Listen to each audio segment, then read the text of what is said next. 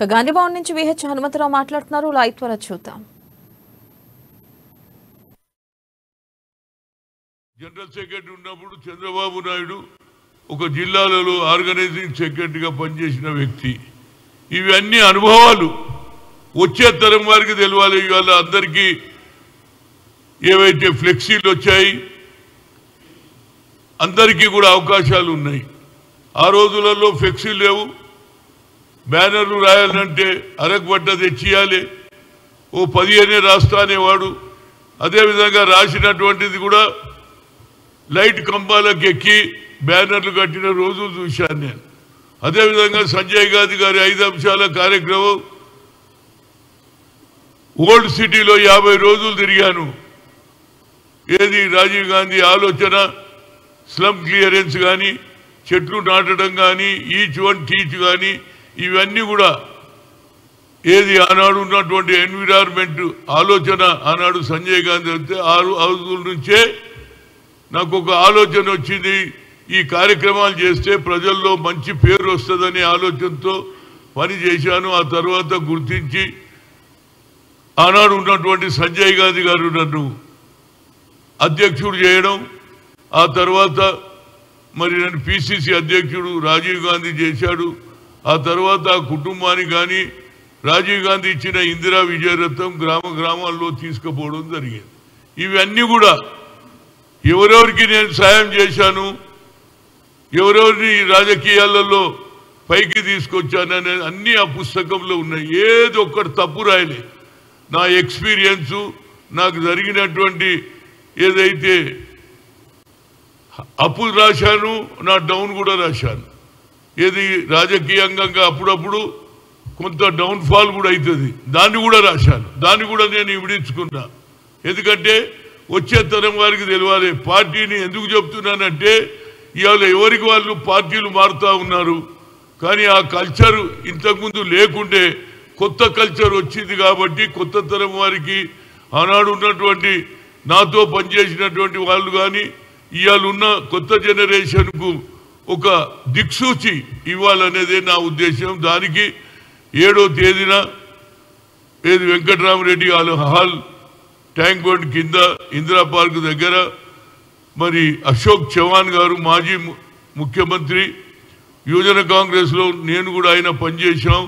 ఆయనను ముఖ్య అతిథిగా, అదేవిధంగా మన బోసురాజు గారు మన గతంలో ఇన్ఛార్జ్ ఇప్పుడు మంత్రి అయిన వారిని, అదేవిధంగా మాణిక్రావు ఠాక్రేను, దీపా దాస్ మున్షి ఆయన హస్బెండ్తో నేను పనిచేసే అవకాశం ఉంది. వాళ్ళందరినీ పిలిచాను.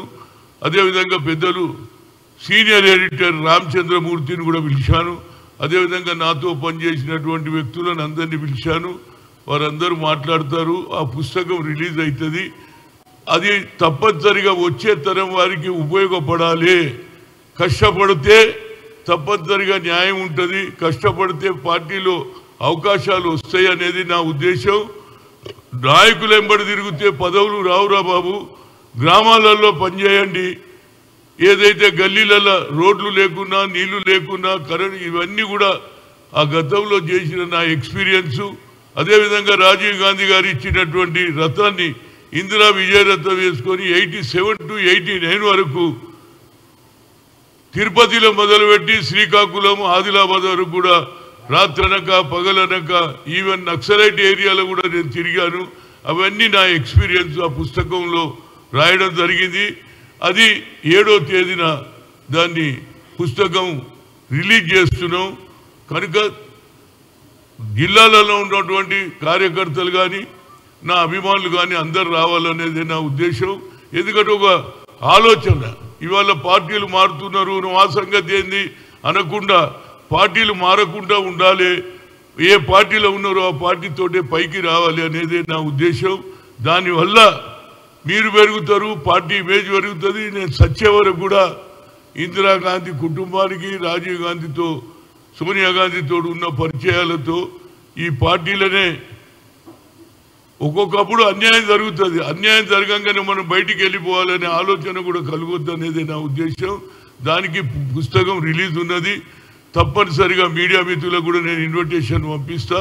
అందరు రండి. ఆ పుస్తకం రిలీజ్ అయితే చాలామంది యువకులకు కూడా ఒక ఆలోచనలో మార్పు వస్తుందనేది నా ఉద్దేశం. ఎందుకంటే కేసీఆర్ కూడా వచ్చే తరం వారికి తెలియాలని ఇవాళ సెక్రటరియట్ కూలగొట్టి కూడా ఇంత పెద్దది కట్టాడు. ఇవాళ సింబాలిక్ అయింది.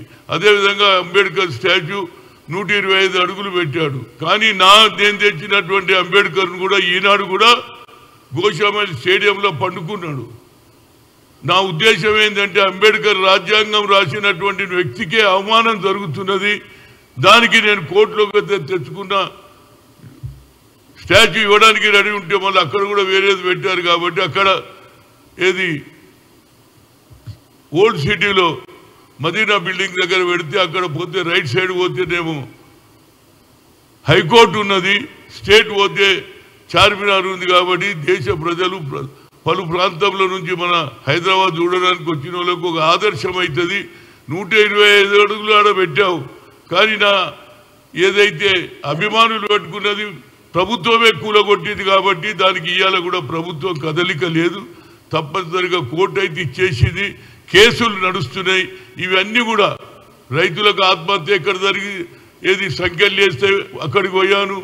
3 అమ్మాయిలను ఏది రేప్ చేసి మర్డర్ చేస్తే కూడా ఎక్కడ అన్యాయం జరిగితే అక్కడ హనుమంతరావు పోతాడు. హనుమంతరావు అందరి వాడే అనే ఆలోచనతో ఈ పుస్తకం రిలీజ్ చేస్తున్నాం.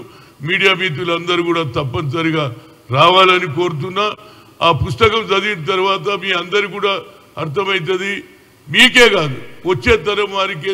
మీకైతే ఎట్లనన్నా తెలుస్తుంది హనుమంతరావు హిస్టరీ, మీడియా వాళ్ళకి. కానీ కొత్త తరం వారికి కొత్తగా నాడు రాజీవ్ గాంధీ గారు 18 ఏళ్ల యువకులకు ఓటు హక్కు కల్పించాడు.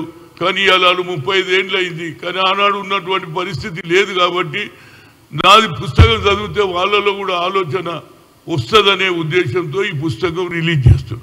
Thank you everybody.